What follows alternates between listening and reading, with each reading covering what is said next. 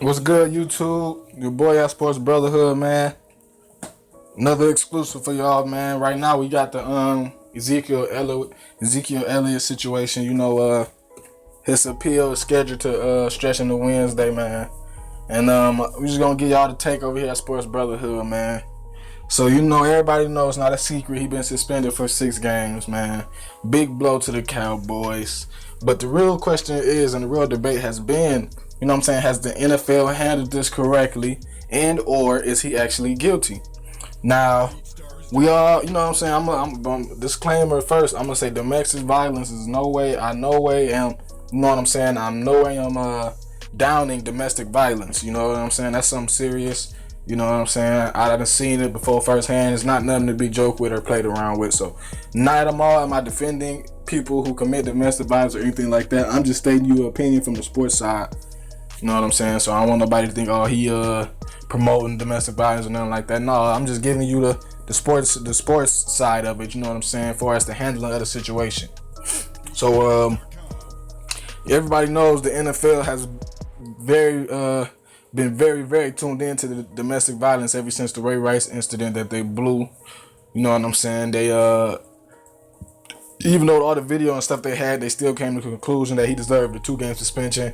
Got a lot of backlash, and we here where we are today. But with this Ezekiel Elliott situation, man, I don't know what's going on with the NFL, but I'm seeing this weird trend now because, it's all about entertainment. They want to give us the highest entertainment value at all. And I want to say it might have been ESPN or somebody else talking about it, but if you look, you know what I'm saying? Think about it. The NBA, it's easy for them to dominate headlines. NBA don't have a lot of drama, but the players are so followed and the player movement is so followed that brings the NBA free promotion, you know what I'm saying, just by actual transactions. So the NBA don't have to work too hard for us to make stories or keep the entertainment in because we so in tune to the players and we like the players so much that alone is going to keep us in tune, you know what I'm saying? That alone is going to keep the fans coming back for more. But now you got football, and as you see last year, Tom Brady got suspended for an incident, and that brought a lot of publicity and promotion. And, I'm not saying that they planned this or anything like that, but I think they kind of knew that when you suspend one of your top players, it's going to bring a lot of attention to the game, and that's what it has. This is, unfortunately, it's a negative situation, but this Ezekiel Elliott has kept the NFL relevant through preseason, you know what I'm saying, a time which they struggled and they kept them relevant during the offseason, before the season started. Then the first 6 weeks of the season, that's all they're going to talk about. So, I don't know, I'm just seeing this real trend today. The NFL is just feeding off, suspending their great players. Now, if it happened next year, then we know for sure, but maybe it's just a coincidence, you know what I'm saying, it's stuff happening back-to-back years. But, The case with Ezekiel, obviously he wasn't charged in Ohio where the incident happened. The police, said they seen messages from the alleged victim, and she was telling people to create a story about this or lie about this, to keep the story going. So that's why they determined not to press charges, but that doesn't stop the NFL from doing their investigation and the NFL bringing down some punishment, which I don't understand because it's like, you know what I'm saying? Just common sense. If the police don't charge me, then how can my job still charge me? You know what I'm saying? Because it's like, at the end of the day, the police, they got more resources than, I don't know, NFL got a lot of money, but at the end of the day, I feel like the police and that department would have more resources than the NFL. The NFL is up there, but I feel like when you compare the two, the police would have the resources to kind of research and investigate anything they wanted, So if they couldn't find anything, I'm finding it hard to see that they didn't find anything, but the NFL found something, So that's another question mark I have about the situation. Then, obviously they was claimed to be that he, he was beating up on her about 2, 3, 4 days, man. And it was photos came out, and I don't know if it's true or not.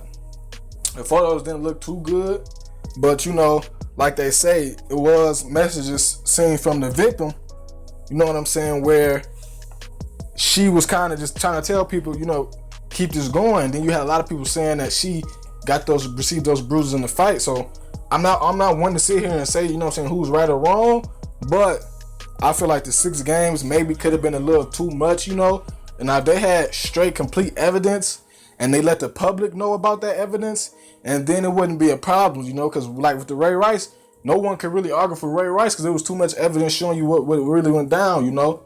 And then even you had the situation with the not to get in the race, but you had the situation with the punter who had from the Giants last year, who had multiple incidents with his wife. I think his wife wrote letters and everything. His wife had numerous contact with the police, and he only got one game. You know what I'm saying?